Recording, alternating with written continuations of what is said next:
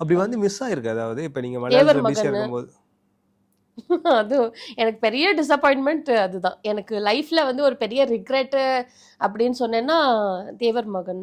எந்த கதாபாத்திரம் 2த்துல உங்களுக்கு வந்தது? ரேவதி மேம். ரேவதி மேம். ஓ. அதுல டேட்ஸ் எல்லாம் கொடுத்து ஃபோட்டோ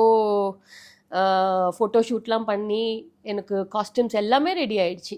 ஸோ நெக்ஸ்ட் மந்த் நான் கிளம்ப போக வேண்டியது. ஸோ சடனாக ஏதோ ப்ராப்ளம் அவங்க ரேவதி மேம் பண்றாங்கன்னு சொல்லிட்டு. அவங்களே லாஸ்ட் மினிட்ல தான் உள்ள வந்தாங்க ஆமா படத்துல. லாஸ்ட் அவங்க மினிட்ல. சொல்லியிருக்காங்க ஒரு வாட்டி. லாஸ்ட் மினிட்ல தான் அவங்க எனக்கு வந்தது. திடீர்னு சடனா நான் லாஸ்டா ம். நான் உள்ள வந்த படத்துக்குள்ளன்னு சொன்னாங்க. ஆக்சுவலா நான் மீனாக்கு கேட்டு கரெக்ட் கரெக்ட். அடுத்தது நான் கன்ஃபார்ம் ஆகி அதுக்கப்புறம் வர நெக்ஸ்ட் மந்த் நான் கிளம்ப வேண்டியது. சடனா பார்த்தா தான் ரேவதி மேம் வந்தாங்க.